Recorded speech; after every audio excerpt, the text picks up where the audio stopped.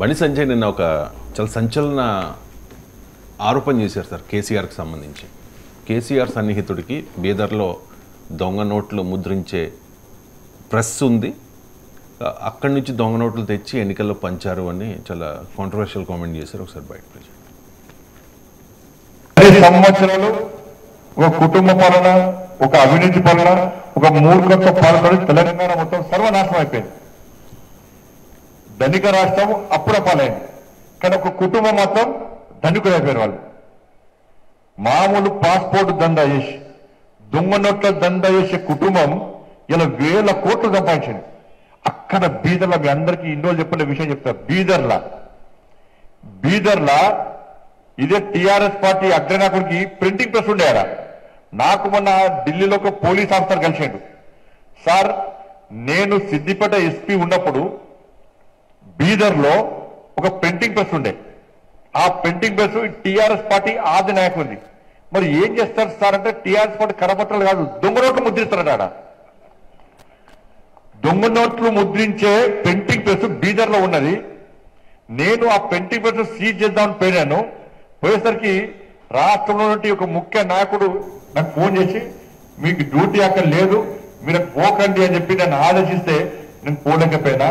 అంటే దొంగ నోట్ల దంద కూడా చేసిన వీళ్ళు. ఎన్నికలప్పుడు, ఉద్యమప్పుడు, ఎన్నికలప్పుడు బీఆర్ఎస్ టీఆర్ఎస్ పంచింది అన్ని కూడా దొంగ నోట్లే. మరి ఆ నోట్లు అప్పుడు ఎట్లా చేయాలి, అప్పుడు దొంగ నోట్లు మనకు తెలియదు. కొత్త వాళ్ళకు రైట్ సార్. బండి సంజయ్ కేంద్ర హోంశాఖ సహాయ మంత్రి, ఆయన వెళ్ళే ప్రయత్నం చేశారంట, కానీ ఎవరో అడ్డుకున్నారంట. మరి ఇది చాలా కీలకమైన కామెంట్. ఎందుకంటే ప్లేస్ చెప్తున్నాడు, పర్సన్ కూడా చెప్తున్నాడు, బీదర్ అంటున్నాడు, అక్కడ ఎస్పీగా పనిచేసిన వ్యక్తి అంటున్నాడు. సో మరి అంత అక్యురేట్గా గూగుల్ పే జీపీఎస్ లింక్ దాకా చెప్తున్నాడు. మరి అప్పుడు ఎవరు అధికారంలో ఉన్నారు కేంద్రంలో, రాష్ట్రంలో కర్ణాటకలో ఎవరు అధికారంలో ఉన్నారో చెప్పలేదు మనకు.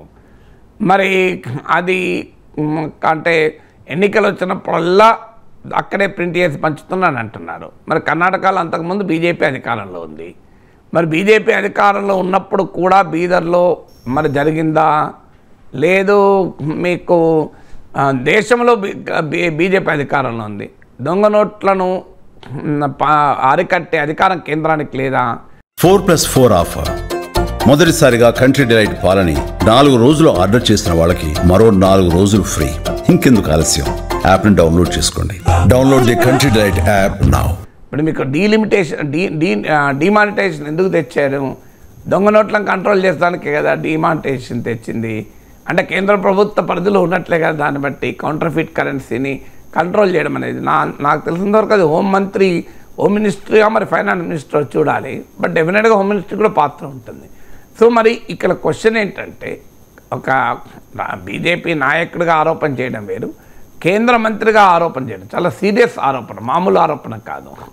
ఇందులో కేసీఆర్ పైన బీఆర్ఎస్ పైన ఆరోపణ చేశాడా, అది ఒక పొలిటికల్ యాంగిల్ పక్కకు పెడితే, దొంగ నోట్లు అంటూ ముద్రిస్తే అది రాజకీయాల్లో ఏమన్నా రేపు తీవ్రవాదుల చేతుల్లోకి వెళ్ళొచ్చు కదా. అందువల్ల దేశ భద్రతకు సంబంధించిన అంశం, అది దేశ ఎకనామిక్ సెక్యూరిటీకి సంబంధించిన అంశం, దేశ ఆర్థిక భద్రతను దెబ్బతీస్తే దొంగ నోట్లు, తీవ్రవాదుల చేతుల్లోకి దొంగ నోట్లు వెళ్ళి దేశ భద్రతను దెబ్బతీస్తుంది.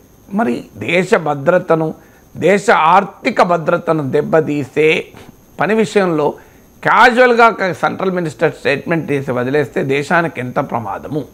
ఎందుకు మోడీ ప్రభుత్వం దీనిపైన చర్య తీసుకోవడం లేదు? బీజేపీతో పెద్ద సమస్య ఏంటంటే, కేసీఆర్ పైన ఎన్ని ఆరోపణలు చేశారో మనకు లెక్కలేవు. కేసీఆర్ 1,00,000 కోట్లు తిన్నాడు, కాళేశ్వరంలో తిన్నాడు, అన్నిట్లో తిన్నాడు, లిస్ట్ అంతా చెప్తారు. కానీ కేసీఆర్ మీద కేంద్ర ప్రభుత్వం ఒక్క కేసు పెట్టలే. మరి మోడీ ప్రభుత్వం ఎన్ని కేసులు పెట్టింది? సిబిఐ, ఈడీ ఎన్నిసార్లు కేసీఆర్ని పిలిచింది నాకు చెప్పండి. మరి ఎందుకు పెట్టడం లేదు? మీరు ప్రతి ఒక్క ప్రతిపక్ష నేత పైన కేంద్ర ప్రభుత్వం పడుతుంది. మీరు గమనించండి, కేరళ ముఖ్యమంత్రి పినరయ్ విజయన్, తమిళనాడు ముఖ్యమంత్రి స్టాలిన్, పశ్చిమ బెంగాల్ ముఖ్యమంత్రి మమతా బెనర్జీ, ఢిల్లీ మాజీ ముఖ్యమంత్రి అరవింద్ కేజ్రీవాల్, జార్ఖండ్ ముఖ్యమంత్రి హేమంత్ సోరెన్, ఇలా పడని నాయకుడు కర్ణాటక ముఖ్యమంత్రి సిద్ధరామయ్య, మీరు అందరి మీద పడుతుంది. ప్రతి ప్రతిపక్ష పార్టీ నాయకుని వెనకాల పడుతుంది. ఇవాళ సిబిఐ ఈడీ పెట్టిన రాజకీయ నాయకులపై పెట్టిన కేసుల్లో 95% ప్రతిపక్షాలపైనే. మరి only KCR is an exception. ఏంటి ఇది మతలబు? మీరు పబ్లిక్ డొమైన్లో కామెంట్ చేస్తాను, జైల్లో గది కూడా రెడీ ఉందని, కానీ ఏ చర్య ఉండదు. అది 2014 నుంచి ఇప్పటి వరకు ఉండదు. సో ఈ మతలబు ఏంటో చెప్పాలి. మొదలు దొంగనోట్లను అరికట్టాల్సిన మోడీ ప్రభుత్వం డిమానిటైజేషన్ తెచ్చి భారతదేశ ఆర్థిక వ్యవస్థను ఇప్పటి వరకు కోలుకోకుండా చేసింది మోడీ ప్రభుత్వం. ఎందుకంటే దొంగ నోట్లను అరికడతామన్నారు. మీరు 2016 తర్వాత 2025 వరకు ఎకనామిక్ గ్రోత్ రేట్స్ మీరు లెక్క తీయండి. బిఫోర్ 2016 ఉన్న వృద్ధి రేటు ఇప్పటికీ రాలే, ఈవెన్ టుడే రాలే. అంతగా ఆర్థిక వ్యవస్థను కోలుకోకుండా దెబ్బతీసింది. లక్షలాది మంది ఆదాయాలు, కోట్లాది మంది ఆదాయాలు దెబ్బతీసింది.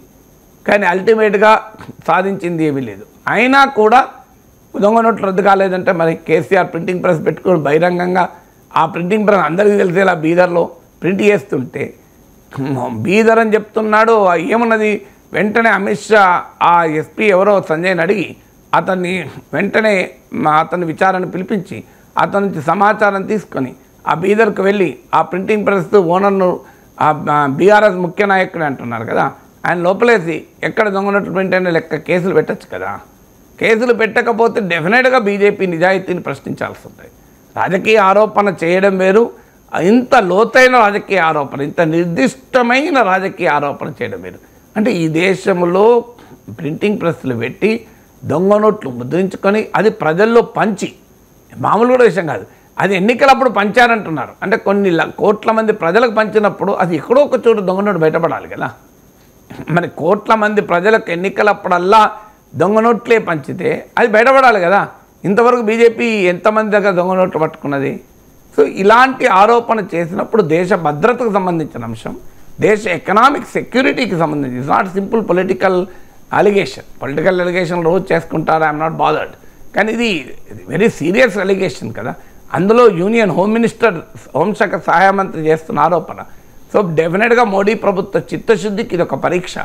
ఇలాంటి దొంగ నోట్ల ప్రింటింగ్ ప్రెస్ ఈ దేశంలో బహిరంగంగా దొంగ నోట్లు ముద్రించి ప్రజలకు పంపిణీ చేస్తుంటే 10 ఏళ్ళుగా మోడీ ప్రభుత్వం ఏం చేస్తుందన్న ప్రశ్న వస్తుంది కదా.